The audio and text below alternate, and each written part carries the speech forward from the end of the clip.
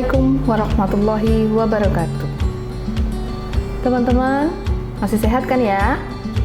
Walaupun sekarang masih pembelajaran di rumah, Anda harus bisa memberikan kontribusi terhadap fakultas, terhadap institusi, agar Anda bisa lebih berkembang walaupun di rumah saja. Bertemu lagi dengan Bu Ika Martanti Mulyawati dalam mata kuliah Bahasa Indonesia.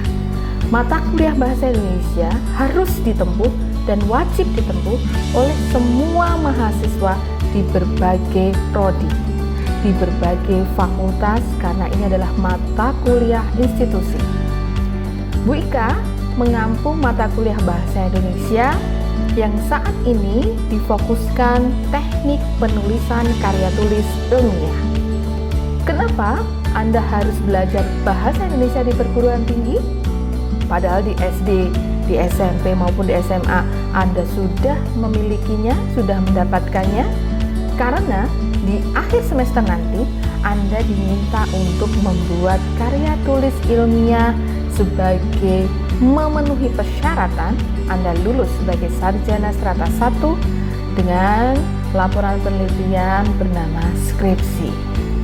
Skripsi adalah salah satu jenis karya tulis ilmiah yang wajib dibuat oleh mahasiswa yang ingin lulus sarjana strata 1. Baik, yang pertama ada beberapa hambatan yang Bu Ika ketahui dari beberapa mahasiswa mengapa sulit sekali menulis karya tulis ilmiah dalam berbagai bentuk. Ingat, karya tulis ilmiah tidak hanya skripsi, tapi bisa jadi itu adalah makalah, tugas Anda sebagai mahasiswa dalam semua mata kuliah, artikel ilmiah, yaitu ringkasan laporan penelitian yang bisa dipublikasikan dalam bentuk jurnal, baik jurnal nasional maupun internasional, kemudian laporan penelitian, kemudian disertasi untuk lulusan S2 maupun tesis untuk S2, disertasi untuk S3. Oke, apa saja hambatan?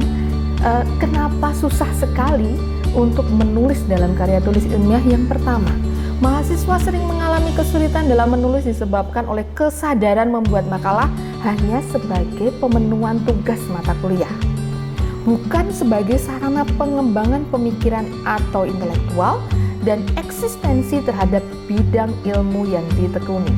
Jadi, kesadaran pribadi belum tergugah untuk mengetahui bahwa Anda selaku maha dari siswa yang harus berpikir kritis untuk mengetahui penelitian-penelitian yang lebih mendalam atau riset-riset yang tertulis, bukan hanya di dalam pemikiran saja. Kemudian ada beberapa kesulitan, ini adalah hasil dari survei. Yang pertama, belum dikuasainya kemampuan memilih masalah.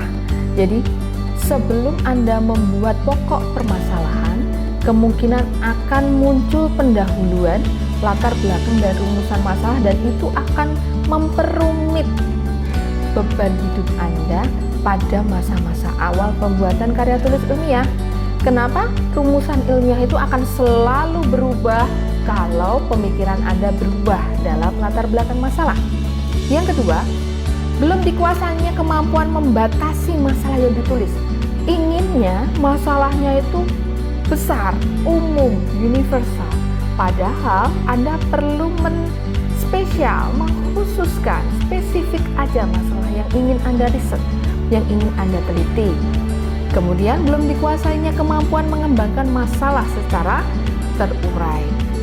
Pengembangan untuk pemecahan masalah ini perlu adanya kekuatan teori atau landasan teori yang Anda miliki untuk mengiris atau menganalisis data yang akan Anda dapatkan. Kesulitan menemukan bacaan atau referensi. Nah, ini perlu Anda ketahui bahwa browsing saat ini, internet saat ini membantu Anda untuk mencari referensi di berbagai sumber di belahan dunia manapun, dan itu akan membuat Anda, mempermudah Anda mencari referensi yang Anda butuhkan. Tidak hanya dalam buku teks, tetapi dalam bentuk e-book juga bisa. Kemudian, belum dimilikinya kebiasaan mengungkapkan gagasan secara sistematis. Jadi intinya, Anda punya masalah, punya solusi, punya hipotesis atau pemikiran, tetapi hanya di angan-angan saja. Bagaimana cara mengungkapkannya secara tertulis? Ini dia dalam mata kuliah Bahasa Indonesia. Apa itu hakikat makalah ilmiah? Makalah merupakan produk ilmiah yang ditulis oleh seorang, baik ditulis oleh mahasiswa, guru, dosen, dan praktisi yang disampaikan dalam forum ilmiah. Yang kedua, model dan karakteristik penulisan makalah bermacam-macam tergantung pada topik yang dikaji. Dan yang terakhir, bentuk karya ilmiah dapat diwujudkan dalam bentuk program kreativitas mahasiswa dan ini didukung oleh dana miliaran rupiah dari pemerintah agar motivasi mahasiswa lebih gencar untuk meneliti. Nah, teman-teman, sistematika penulisan yang ingin Anda buat hari ini, yang pertama adalah model sederhana. Makalah ini hanya digunakan untuk pemenuhan mata kuliah saja, bukan skripsi. Ada halaman judul, ada pendahuluan, ada pembahasan, daftar pusaka, dan simpulan. Nah, kalau model lengkap seperti ini biasanya membutuhkan waktu yang sangat lama. Bisa dalam bentuk artikel ilmiah, laporan penelitian, atau juga skripsi.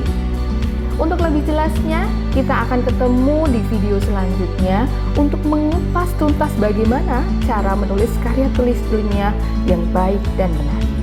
Kita akhiri pertemuan kita hari ini. Billahi taufiq wal hidayah. Wassalamualaikum warahmatullahi wabarakatuh.